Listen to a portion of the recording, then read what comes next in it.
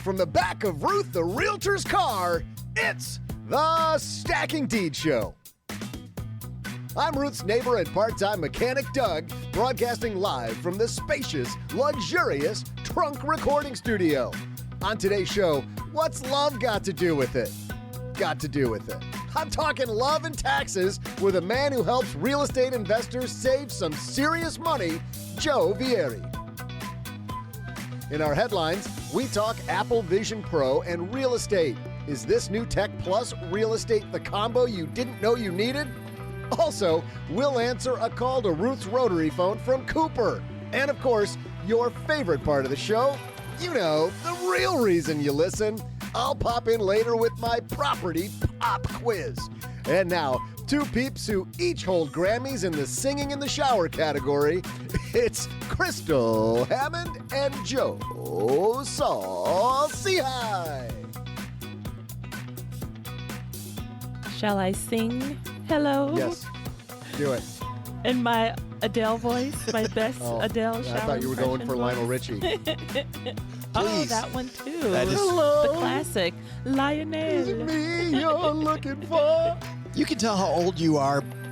I don't think you were going for the person. I love Lionel. You can tell just how old Doug is. I thought you were going for that song from the night. Yeah. By the way, did you seriously miss the Tina Turner reference in your open, Doug? All right. You just like... That's insulting. What did you want me to do? Sing it? The funny thing was, hello. When I read it to rehearse it and the second one wasn't there, I thought, I'm saying got to do with it a second time. And then you actually edited it and put it in. So I was going to do it whether you typed it or not.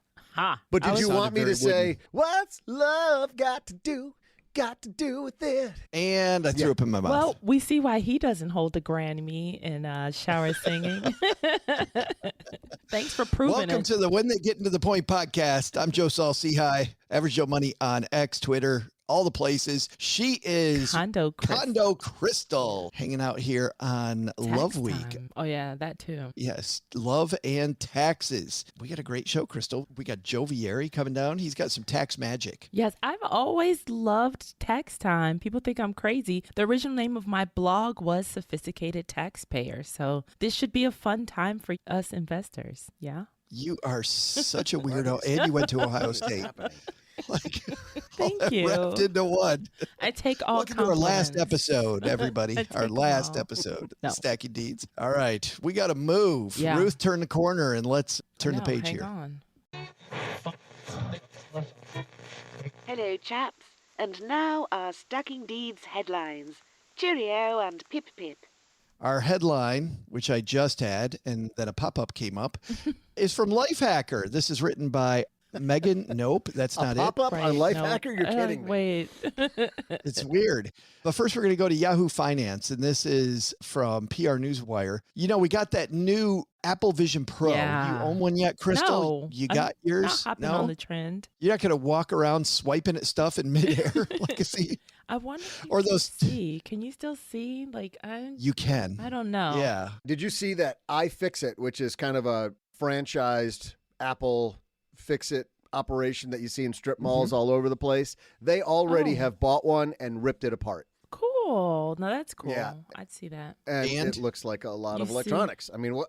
I don't know. It's circuits. It's No. all circuits. The one thing I caught before I stopped reading was they packed 50 pixels into the size of a 1 pixel that would be on an iPhone 15. Wow. So That's cool. it's It almost is. 8K, That's tech. I think, but not really. It is an amazing piece of technology, but I saw a video yesterday on TikTok of these two dudes sitting at a table together, both wearing them, paying no attention to each other, swiping into the air and eating their sandwich. And I'm like, the world gets worse Yeah, that's by the second. weirder. If I walk into a restaurant with, Worser. quote, people, so I get to ignore them because I'm playing on my Vision Pro. And did you see, have you caught this yet, that from the outside, if we were looking at somebody with wearing one, just behind the glossy screen that looks like ski goggles, there is a lower res screen that replicates the Oh. user's eyes. So it looks like you're looking at their eyes straight through, but you're not at all. Ooh, And trippy. apparently it looks It pretty is. freaky. They're like fuzzy eyes. Like the eyes, the guy Yeah. from Office Space with the thick soup coolers or whatever they call them, pop bottle. He moved a stapler. Yeah. We keep doing that to Doug, and he keeps finding it. Yeah, we're going going to need you to go ahead and move to the base. But already, Crystal, we've got a company in real estate who has found a way to work with the Apple Vision Pro. Hey. And not surprisingly, they're from the badass city of Detroit. Yeah. This piece says Rocket Homes Real Estate, a tech-based real estate service provider, part of Rocket Companies. People have heard of Rocket Mortgage. Yeah. Today announced its app is now available on Apple Vision Pro. This is from last week. The innovative new spatial computer with a Rocket Homes app on Apple Vision Pro, users can blend their physical and virtual worlds to view and tour properties to find the home that's right for them and their family. So you can spend all day walking around your neighborhood and madly, not looking at any of the real houses, Crystal, madly swiping through Rocket's list of other houses that you could potentially buy. That would be cool because like sometimes you just want it to go left when you are doing those 3D home tours. But this one, it seems more intuitive where you can just look and go. I mean, of course, I don't see like all the grandmas running to this technology, but us, yeah. It's pretty sweet. The beds and baths, you can see the condition of all of them, like the feel. Look through people's medicine cabinets. Really get the feel. I mean, we all do it, right? Everybody does that when you go There's through some a house virtual tour. guy in my sock drawer. What is going on there? Except it wasn't the sock. Well, he said that was a mistake. I think the takeaway here is not go buy a $3,500 piece of equipment so you can go look for your next home. Like that seems, it seems rough. In fact, on Friday on the Stacking Benjamin show, we're going to do a full episode on Apple Vision Pro. Ooh. And I think that'll be an interesting chat. But I do think, Crystal, that there's a lot of technology out there that we can use as real estate investors to get where we want to go. And, you know, using apps, using ChatGPT, using AI in general can get rid of a lot of this legwork that we do and make it much less onerous to go after the next property that we need or finding the right people to work with. Yeah, because one of the features they talk about too is the side-by-side comparison. That would be great to do a real-time side-by-side comparison because that way you really aren't guesstimating. And that's where the AI tools come in too to help you where you're not guesstimating. When I was a day trader, the 3 things you don't want. You don't want to be hoping, wishing, and praying your trade works out because you want to do all the legwork beforehand. So when you get the chance to do these side-by-side comparisons, this is perfect. This saves you from hope, wishing, and praying that your investment worked out. You got to see it side by side. I think, though, you can do a side-by-side comparison without spending $3,500 on a pair of goggles. But you can't see it. I want to see it. It's like watching TV. I feel like Crystal's talking herself into it. No, I cannot afford it. I cannot. She's already bought one. Remember Susie Oarsman? No, she's on her way out the door the minute we I stop cannot recording. Next thing you know, Hammond shows up and we're having a chat and she's swiping at stuff in the air. Unless the show has a budget, I'll buy it on the show tab. Yeah. Exactly. It'll be a write-off. Yeah. What could go wrong? Who's paying for that? The Luke's job. paying for it. You just write it off. Who writes it off? I don't know. Right. The write-off people. But I'm thinking about technology, you know, for the people doing short-term rentals. We had Lauren on. We can link back to that episode, Crystal, where she talks about her whole process is automated. Yep. My son has that for one of his short-term rental properties, and he's got dynamic pricing automatically hooked up to his property. Perfect. He also has these automatic emails that go out to people that make it look like he is available 24/7. And just like staying at a hotel, he's able to compete on that level because of technology. But at the most basic level, I think there's one piece of technology we all need to get right. And that is the piece I referenced originally from Lifehacker, which is, and this is written by Megan Walbert, how to take the best photos to sell your home. The number of times I've still have seen really crappy photos of houses, like it's the one thing that you almost can't screw up and people find a way to do it. First impression. I think the photos are definitely the first impression. So like take the time to do it right, people. Well, or would you say it's worth the money then to hire somebody to do that? Absolutely. Hire a professional. And what would you say that runs? Joe, you've done that. If you're willing to share, what's that cost to hire somebody to do? I'm sure it's based on how many rooms and the square footage of your house, because that means more photos. But roughly, what would you guess? I didn't hire somebody to take the pictures. I hired a stager, which was step number 1, so that the house actually looked better. And actually, that's the first tip here. And what's funny was this was way back, the first time I moved from Detroit, and I didn't want to spend a lot of money. If you guys know, it was during 2007, 2008, the auto companies going up. Every day, by the way, on Zillow, my house looks like it's worth less money. Every single day, like prices. And I was hoping I was hoping that we would stay close enough. Me and my real estate pro, Christine, we're both just like, okay, if we do this well. So we didn't pay for a stager because I wasn't going to pay for them to bring everything in. I paid, and this is a hack, I paid for an hour of a stager's time to come, and I walked around with her, and she's like, okay, paint that wall. I remember there was a cinnamon color, paint that wall cinnamon, get a picture that's pretty nondescript from Home Goods. And I'm like, really? She goes, and we have all heard this now that we've done real estate for so long. You want it to look like the Pottery Barn. You want it to look like Crate and Barrel. You do not want it to look like your loving home with all kinds of trinkets. I mean, we've had a few people dispute that. Too many. Yeah, Too with many trinkets all over, trash all over stuff. Man, you don't want that. You want it clean. You want it to have this, just any family could imagine themselves living there. So I changed out a few fixtures. I put a new chandelier in the dining room, hung it myself, way easier than I thought it was going to be. Went and got these pictures that I still dislike to this day from just generic. Stole them out of the lobby of a Holiday Inn. That's what it felt like. It totally felt like. But I was like, wait. Just some random tree, a little bit blurry. Totally. I'm not even kidding, dude. I'm not even kidding. Well, but speaking of real estate professionals, that's another question you can ask your realtor too. Because my realtor, shout out to Judy, the photography was included with the commission that they're going to make. So she's like, yeah, we're going to have so-and-so come and take pictures. I'm like, oh, great. Thank you. The pictures of my house in Detroit when we bought it were horrible. And it turned out these people had left the house on the market and had kind of given up. And so we were able to price it. It had already been lowered twice and offer them less money, and they took it. They were emphasizing, Crystal, all the wrong pieces of their house. If you remember, Doug, that house had an intricate backyard garden that a lot of people didn't want to touch, and they emphasized that. And I know most people would go, I don't want anything to do. That just looks like work. Yes, I don't want anything to Right, do with that. For us, it was perfect. We like that. So that was good. Also, they had pictures of the basement, which, you know, we didn't put a lot of money into it, but we made it just seem like a homey, fun, recreational room. But they had like random furniture in their pictures, like scattered with like clothing on the back. So what are you doing? So we changed it and emphasized the fact that there was this little bar down there with a little TV, and we put the board games in the shelves along one side. It just totally looked like the dartboard up. And when we sold it, we got a bunch more money just because we had competent pictures and that beautiful, you guys mentioned it earlier, that beautiful 3D walkthrough.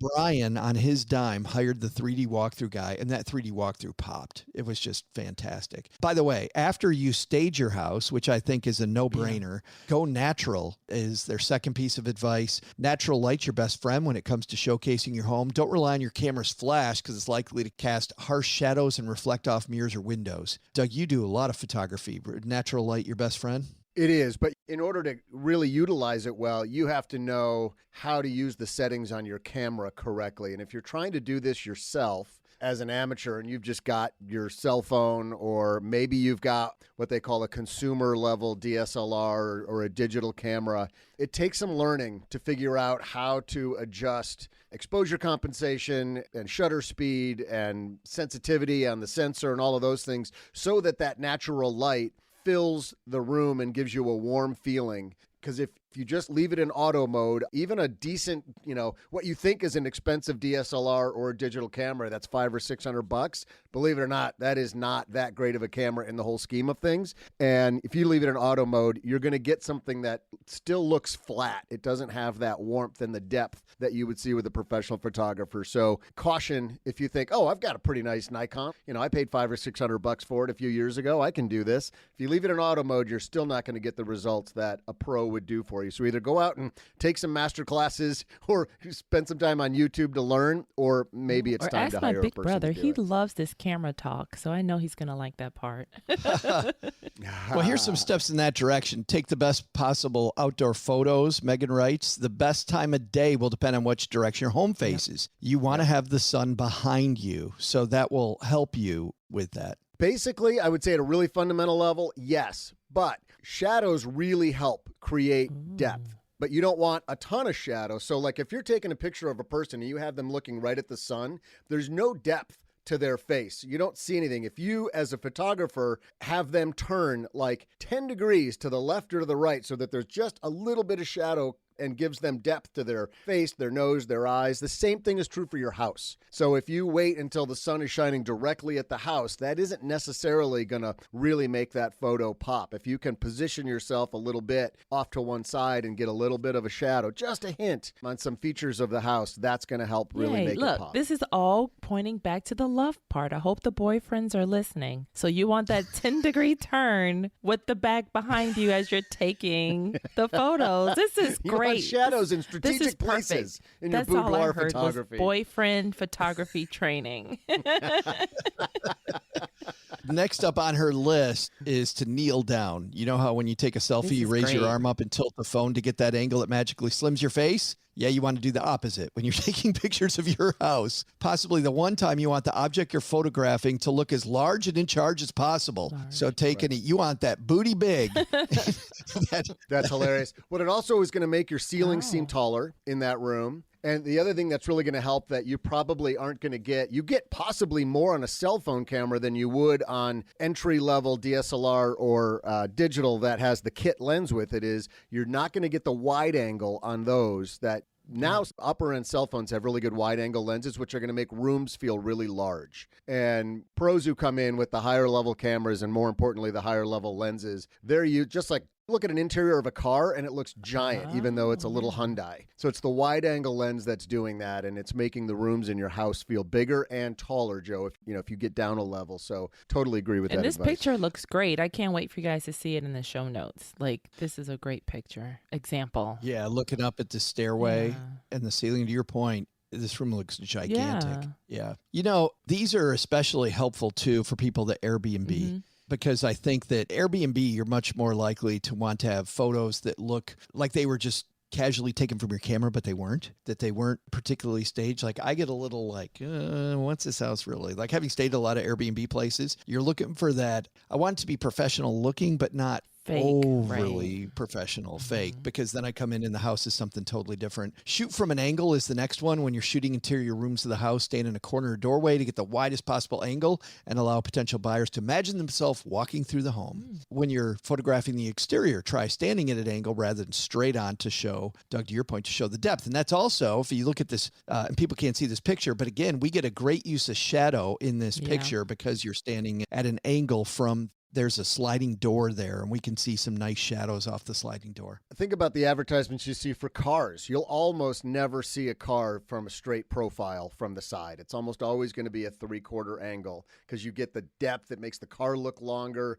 You get a little bit of that, left to right across the hood or the front bumper. So that same angle is important for houses. Last tip here is to take a few close-ups. And in the Airbnb short-term rental listings, I really like these, where you've got big feature, and then a close-up of, let's say, the kitchen. Yeah, the kitchen counter, bathroom counters. Those are my two favorite close-up shots. Oh. Yeah, with the cool little accoutrements. There you go. All over it. If your house has character, then by all means showcase it. Megan writes, it doesn't hurt to include a few close-up shots, a beautiful wood trim around the windows, the kitchen backsplash, or the staircase spindles. Don't go overboard. Less is, I agree. Yeah. I've seen some Airbnb listings where I'm like, okay, I really want to see how big the bedroom is. I don't want 15 things in the cookie jar. Like, I think you're overselling the cookie jar, which makes me think that you are covering something up. Do not do that. Crystal, we will link to these in the show notes, and people can get these by subscribing. Yes. We send it right to your email box. Yes. The minions, they run it out to you, hand deliver it. If you head to stackingdeeds.net.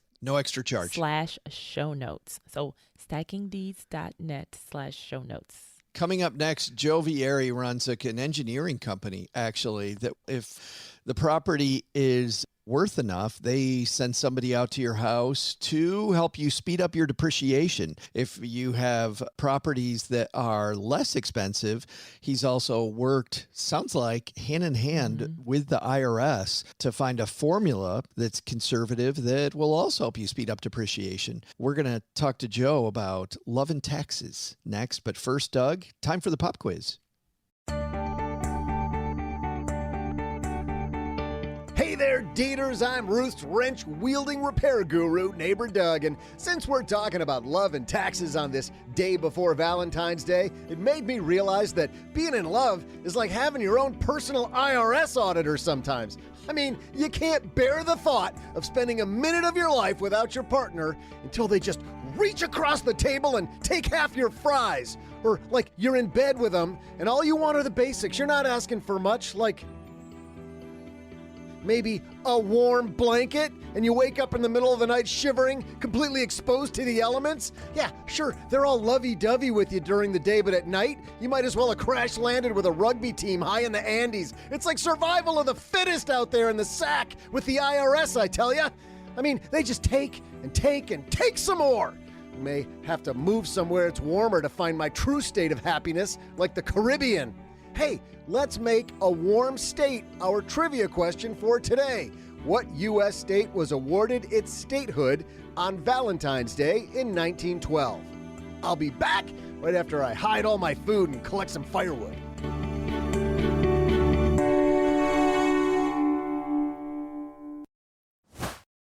Hey there, Dieters. Have you struggled with an insurance company that doesn't understand the challenges of being a landlord? Did you know that traditional homeowners insurance will not protect you in the event of a claim if you're renting out your house to tenants?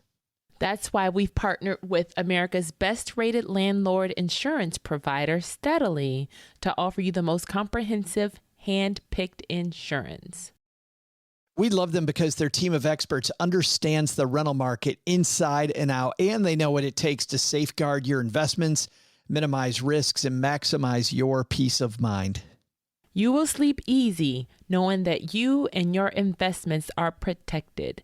So make sure you head to stackingdeeds.steadilypartner.com to get a quote today. You can also just go to our homepage, stackingdeeds.net, and then in the top, you'll see a link to head to Steadily just from our website. Yes, either our website or stackingdeeds.steadilypartner.com.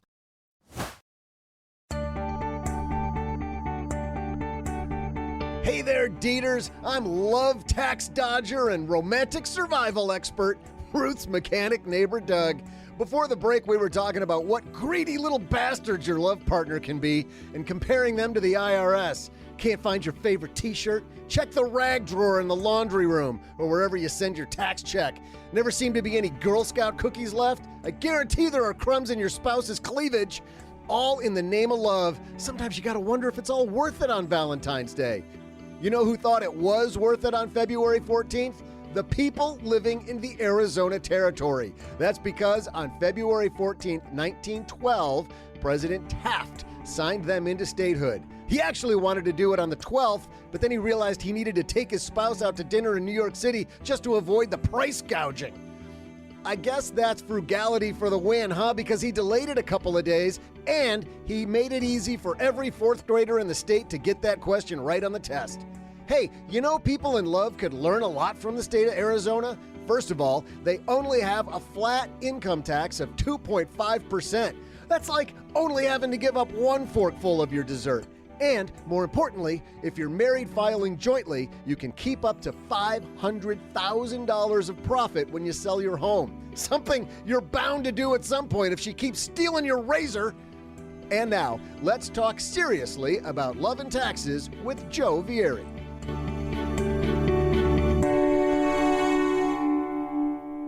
Crystal, tell Ruth to pull over. I think that's Joe right there. Oh, it's Joe squared today. It okay. is. Crystal's surrounded by Joes. Joe Viery, get in here, man. How are you?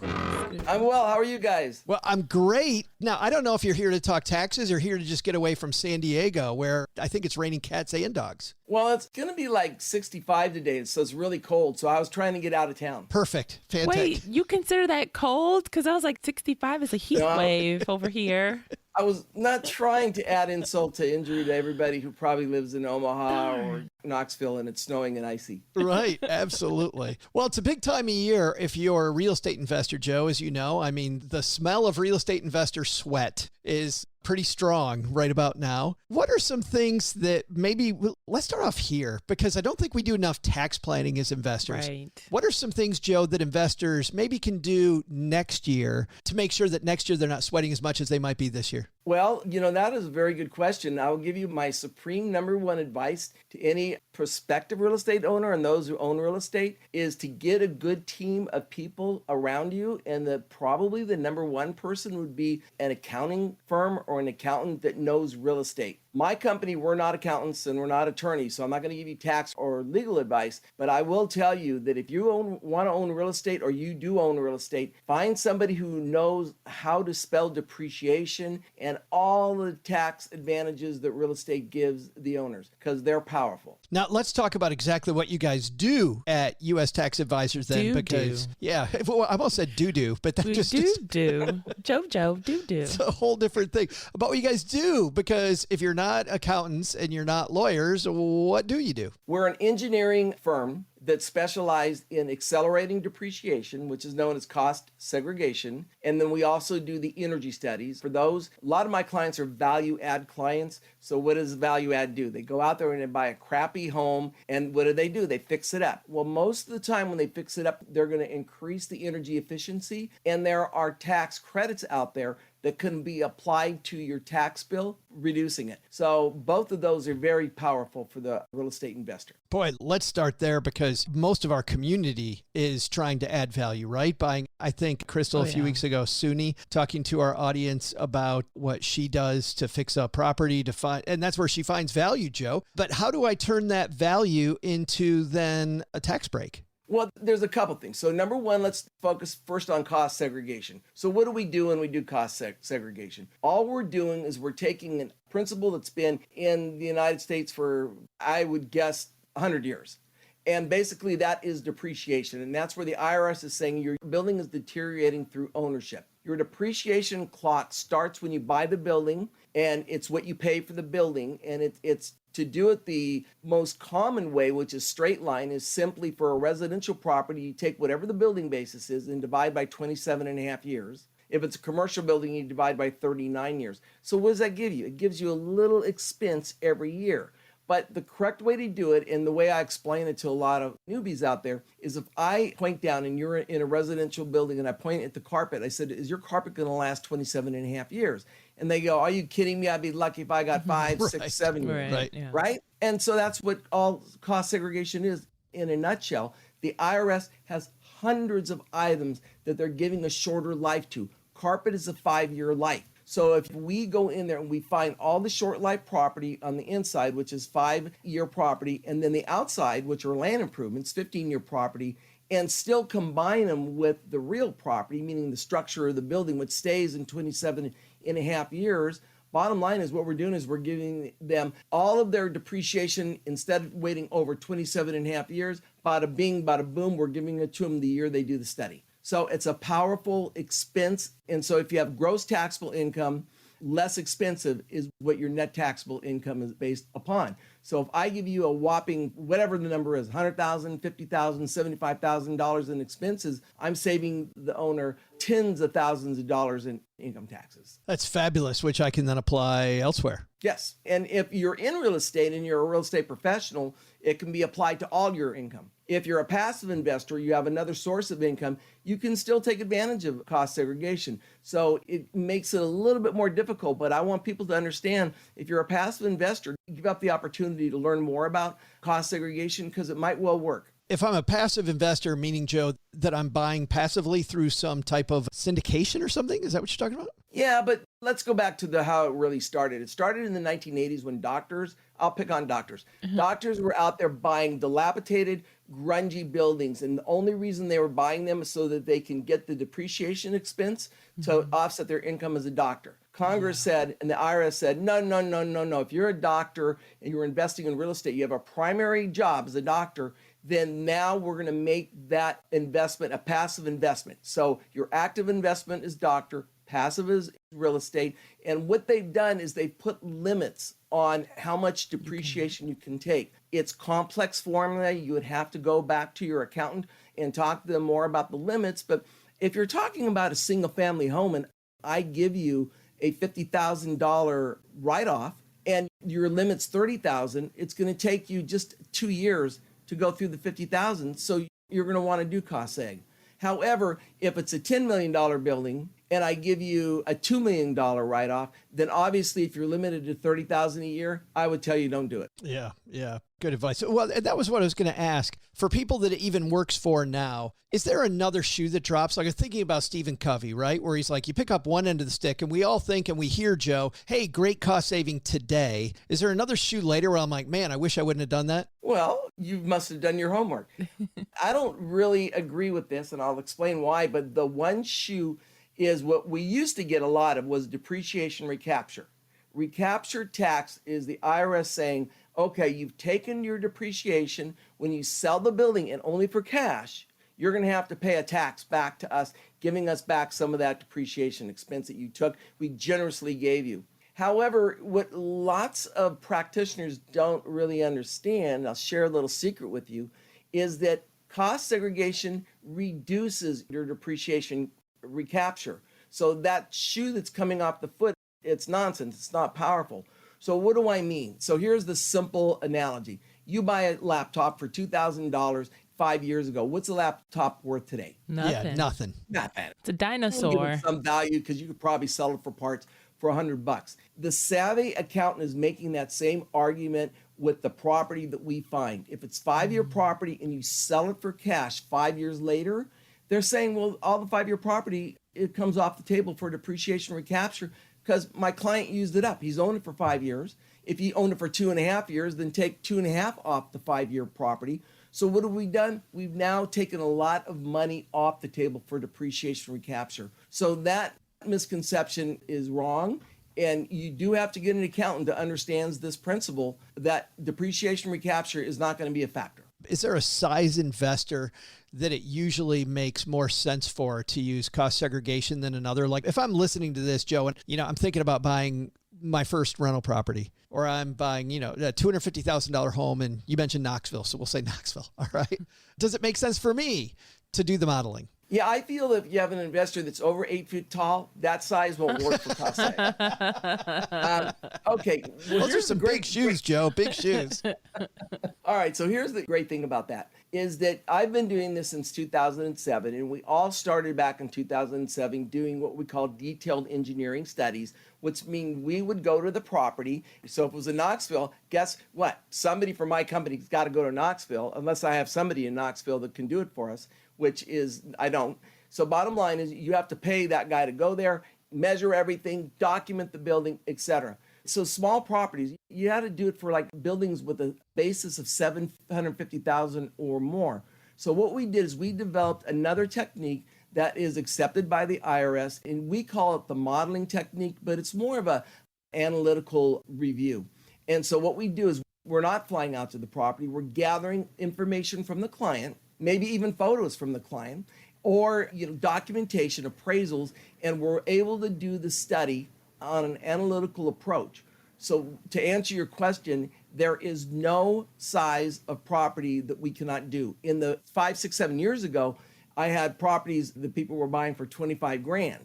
And it still worked. But nowadays, that ship has sailed. Nowadays, I've never seen a property for, I see every now and then some sweetheart deals where they pay 50, 60, 70, which is low today. But mostly today, it's over 100,000. So there's really no limit. I would say do the analytical study for small properties up to 750,000. And then we shift gears and we go to the more detailed engineering study where we will have to send somebody out to the property and do the measurements. Which brings me to my next question. For a lot of our deeders, this is their first time hearing about cost segregation. You come across this every day, Joe, right? Where if somebody's like, I have never heard of this, I have no idea. I'm wondering if I do my taxes and then I've got somebody at the IRS going, I've never heard of this.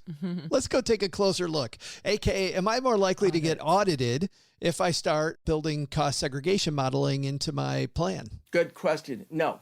And we're done. No, I mean, seriously, no. Okay, what happened was, really briefly, 1997, the Hospital Corporation of America sued the IRS. They won, and the judge was so upset with the case brought by the IRS that he granted cost segregation special provisions. So that being said, is that the IRS wrote an audit technique guidelines. It's called ATG for cost segregation. Anybody who can't sleep at night should go to that document, print it, and read it so they can go to sleep. But bottom line is the IRS knows all about cost seg. The IRS has cost segregation engineers, hundreds of them on their staff.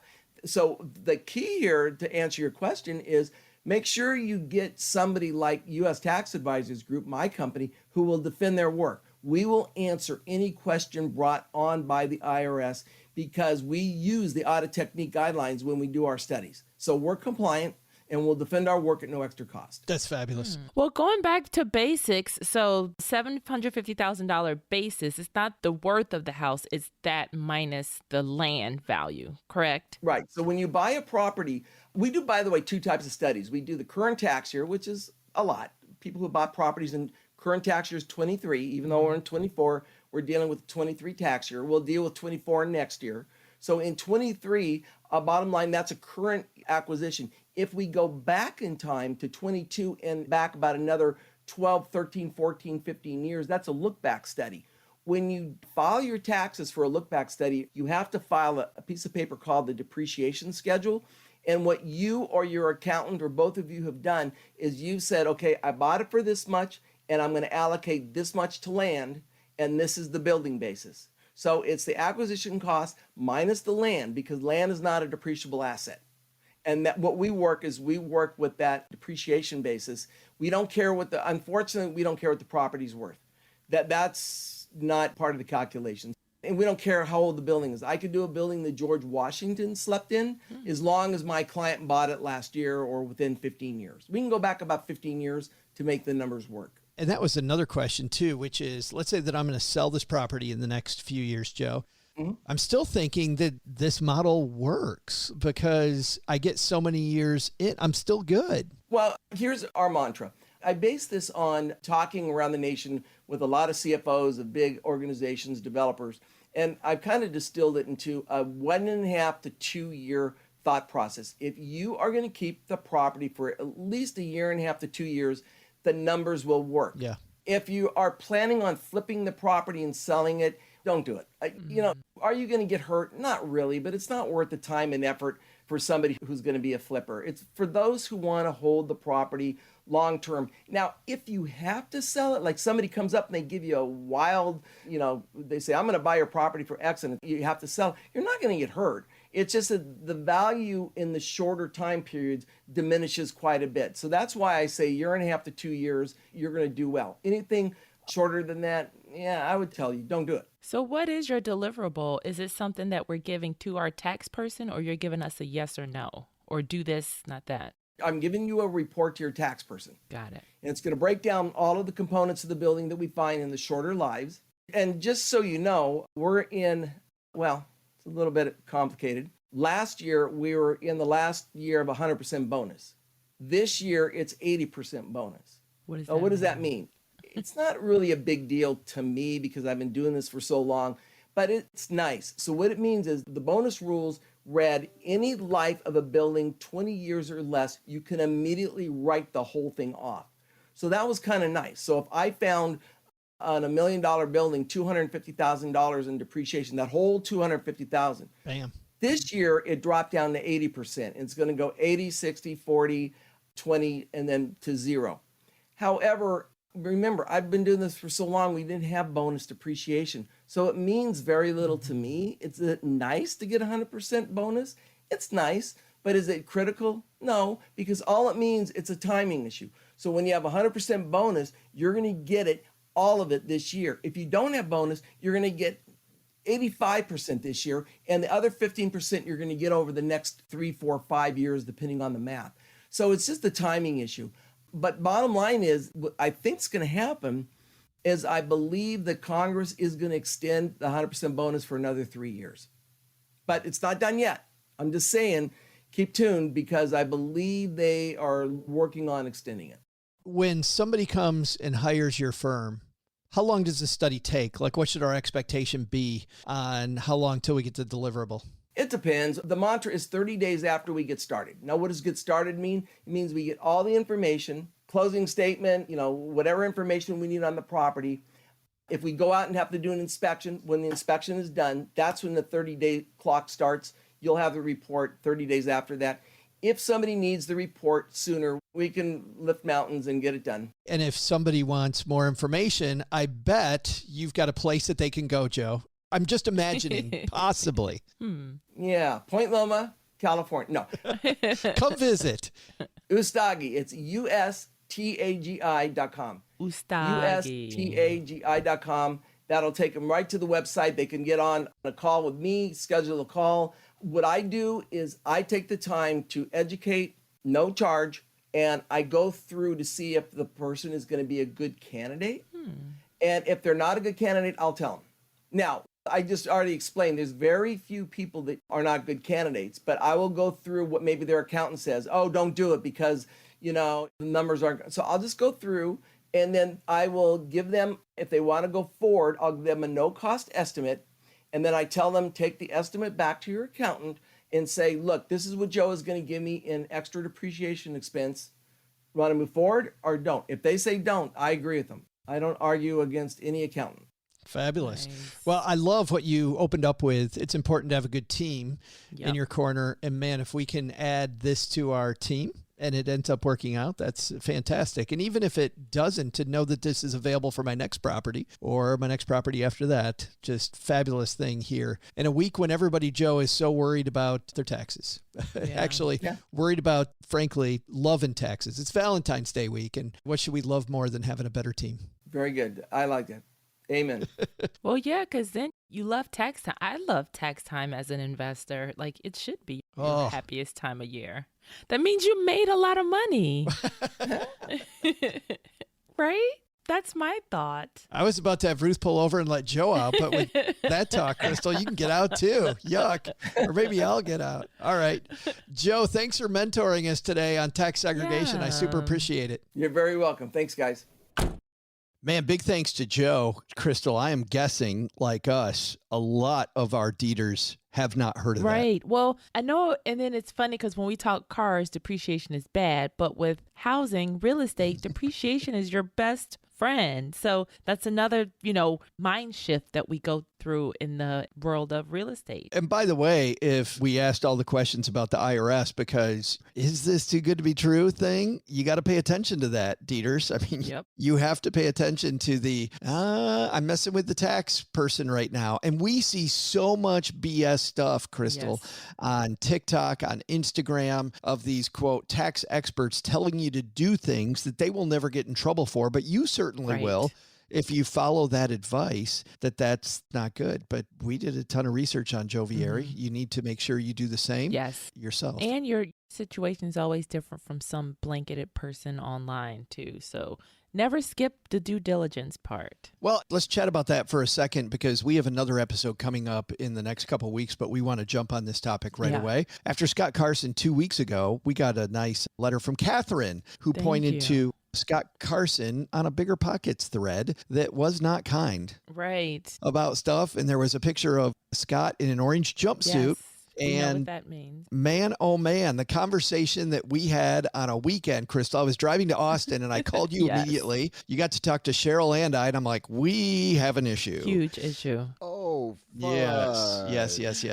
Oh, he didn't say fudge. So if you're thinking about investing with Scott Carson, based on our interview, we are going to do a follow-up discussion in 2 weeks. In 2 weeks, right? Yes. So stay tuned for that. And we've had a follow-up conversation with him. So we're excited to share that stuff too. But number one rule is due diligence. Do the due diligence. We both had met Scott in person. I'd met Scott multiple times in person. And because of that, something that hasn't happened to me before where I was pretty blindsided. And in the Stacking Benjamin show, we have lots of these things in place. And this being a newer show, Crystal, and the fact we both met with him, we're like, okay, this is cool. And by the way, we'll dive into this more later. We don't think the Bigger Pockets thing that people can read is completely fair.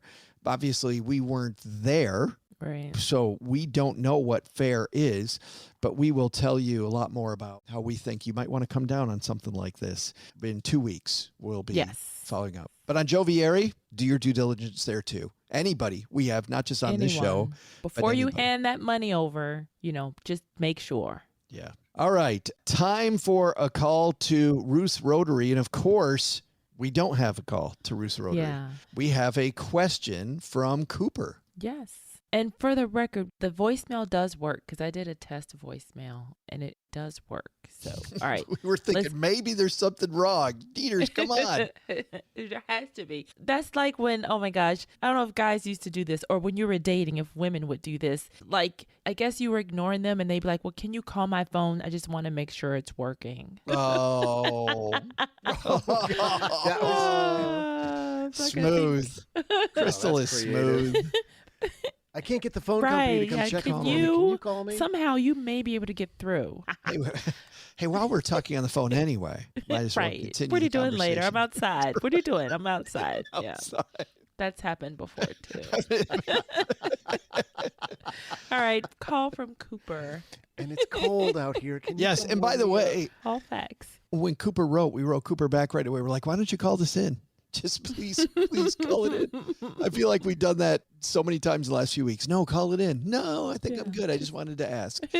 All right. What's Cooper wonder, Crystal? All right. I keep hearing about people buying real estate via their insurance policies, like life insurance policies. How does that even work? And is that even a good idea? Joe's got a serious face on for those that can't see him. Joe's like, oh, you're asking me?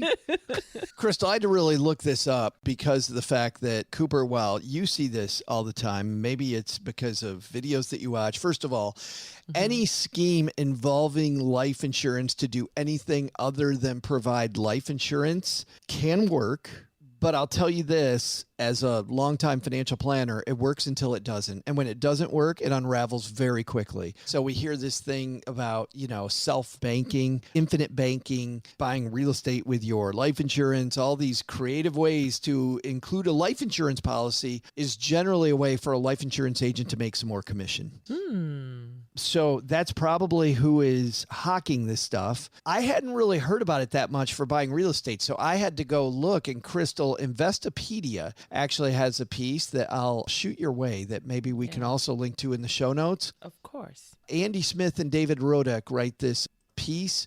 If you have a life insurance policy, it could help you buy a house in a couple ways. Lenders may accept your policy as a form of collateral. By putting up your life insurance, you can improve your chances of qualifying for a mortgage and at a lower interest rate. If your life insurance policy has cash value, you could take that money out through a loan or withdrawal and put it toward your home purchase. And that one, the second one, is what I think they're referring to. So now, if you have a life insurance policy already and you're wondering how to get that first down payment, you may be able to use your permanent life insurance policy to do that, to take the cash out and to use it for your down payment, lower than the payment that you have to make. How does it get a cash value? That's from you making the monthly payments? Yeah, if you own a permanent life insurance policy, that means it's guaranteed to last forever until you die. A term life insurance policy will run out after a set term. So people are like, oh, wait a minute, I could pay for something and not have it last my whole life. Why would I do that? Well, the reason is you generally need money until you're at retirement age. And hopefully by that time, you've accumulated enough money, you don't need the life insurance anymore. Life insurance is meant to replace money that we don't have. So when I get to age 60, also the actuarial table really starts to curve up and death knocking on your door at any time becomes more and more likely. And so the life insurance policy, the life insurance company, and rightfully so, really sticks it to you every year that if you're buying life insurance in your 70s versus in your 20s, that cost for $1,000 of life insurance is a hell of a lot more because there's a much better chance that you're done. Cashing in. So the way they mitigate that, and this is how permanent life insurance policies started, they charge you a lot more when you're in your 20s, 30s, and 40s, and they build up this thing called a cash value that will subsidize the huge cost of insurance in your 60s, 70s, and 80s that you won't be able to afford if you try to just keep up with the cost every year. So the cash values were actually made initially to subsidize those expensive years. But insurance agents and insurance companies realize, hey, now, you bought this policy when you're 30. Now you're 50. You've got all this cash value sitting there that you could use later. Well, you know what? You could rip that money out early, pay for college. You could rip that money out. Now, what happens is, and you can hear by the way I explain this, if you take the money out early, there's a much better chance the policy will collapse later on. So if you really want that whole life policy to last your whole life, again, for a lot of people, I don't think you do, you can go ahead and take it early. But if you really want it for later, use that cash value early or you're rolling the dice. Joe, what do you mean by collapse later on?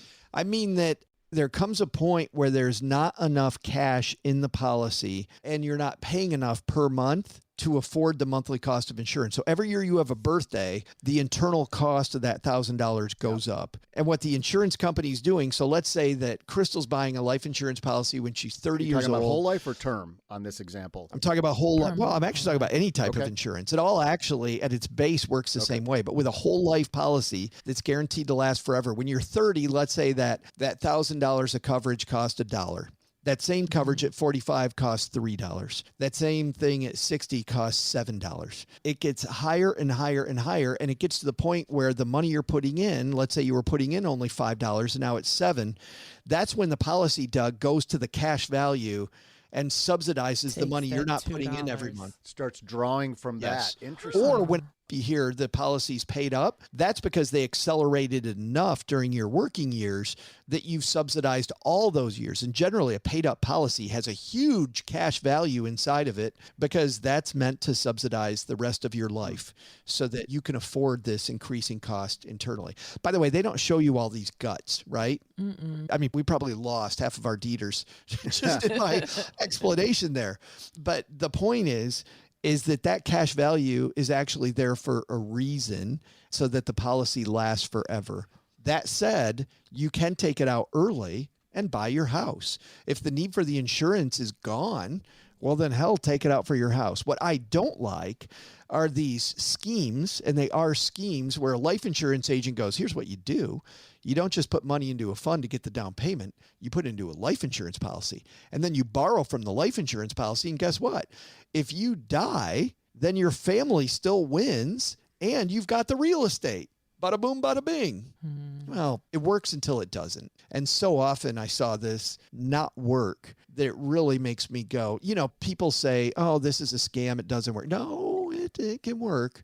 It gets ugly in a hurry. Everything's got to go just right for it to work well. It's got to go 100% right. And it's so frustrating when it doesn't, because people believe these insurance people and they make it sound like it's just, hey, why wouldn't everybody do this? Well, the reason they shouldn't do it is because there's a much cleaner way to do it, which is just don't have your meat and potatoes touch on the plate. My brother never liked his foods to touch. I don't mind. I'm like, but once you still use one of those divided plates like the little kids have with the ridges in them. I was always like, Tony, the second that it goes in your mouth and it's in your gut, you know what it's doing down there? All that food's touching.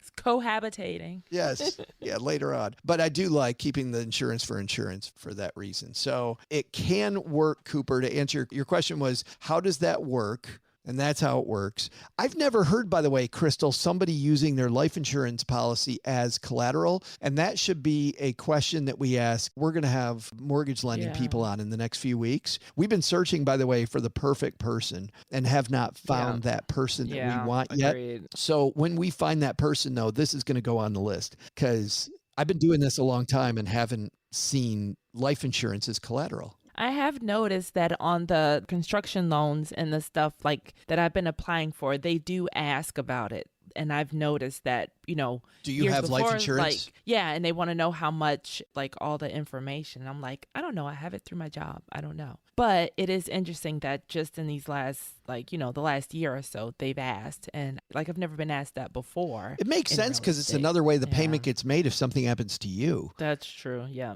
And all they're worried about is being underwater and you can't pay. Well, and that's a good thing to worry about. And we should be more worried about that in all of our transactions in real estate. When we're thinking about what to buy or thinking about, do I give this person my money for this program? What could go wrong? Always have that in mind, too, because, the mortgage companies, they have all of their ducks in a row of what can go wrong. We usually just plan for when everything goes right, sunny day, but you got California flooding, they've gone from burning to flooding. So there's a lot of scenarios that you need to really account for. I just keep thinking, what could go wrong? We met the guy. We know the guy. We'll have him on the microphone. Yeah.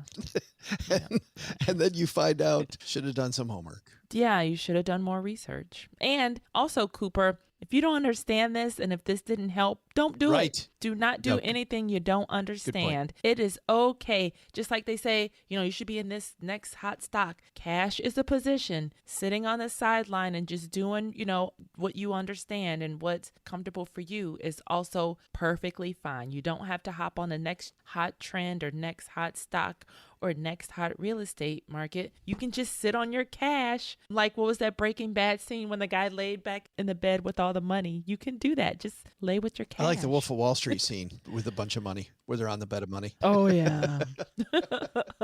That's another good one. That's funny. My goodness. Well, and this plays right into Crystal, into Joe Viery as an example. Joe is proposing something that a lot of people don't know about. What's cool is after Joe explained it, I get it. I get it. I almost want to do it. Yeah. I'm going to see if that's in my budget. Yeah, I get where he's going. And then what I have to do next is so at this point I'm at trust but verify.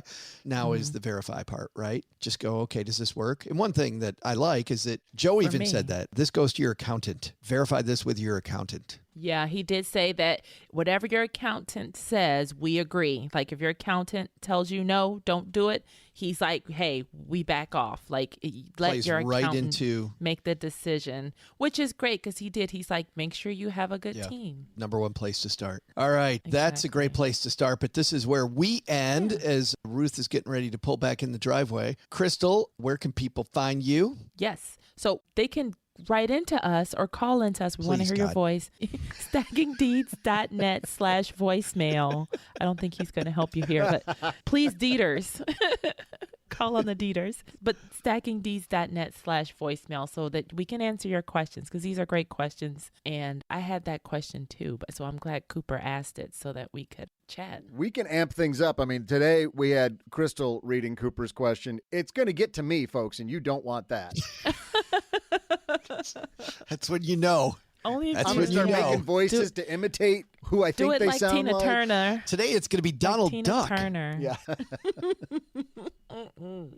From Quacktown. Speaking of Quacktown, yeah. And to get the show notes delivered directly to your inbox by our minions. Yes, stackingdeeds.net/show notes, where you will get hand-delivered show notes to your door. Happy Valentine's Day to all of you. Yes. You are our Valentine. And congrats to the Super Bowl winners. I don't have a dog in the fight, so I don't care who wins. The Bears didn't make it. Who won?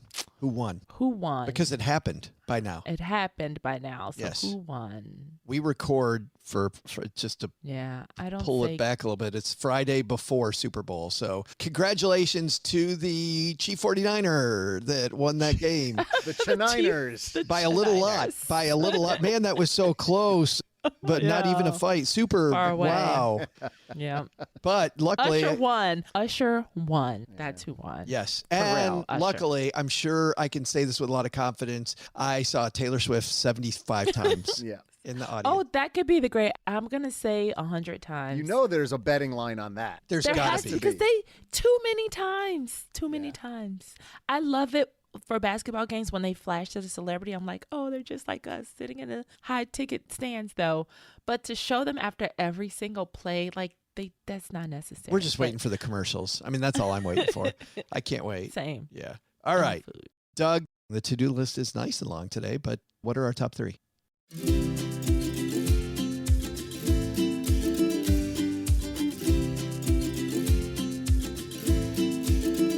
So what should we do based on what we learned today? First, take some advice from Joe Viery.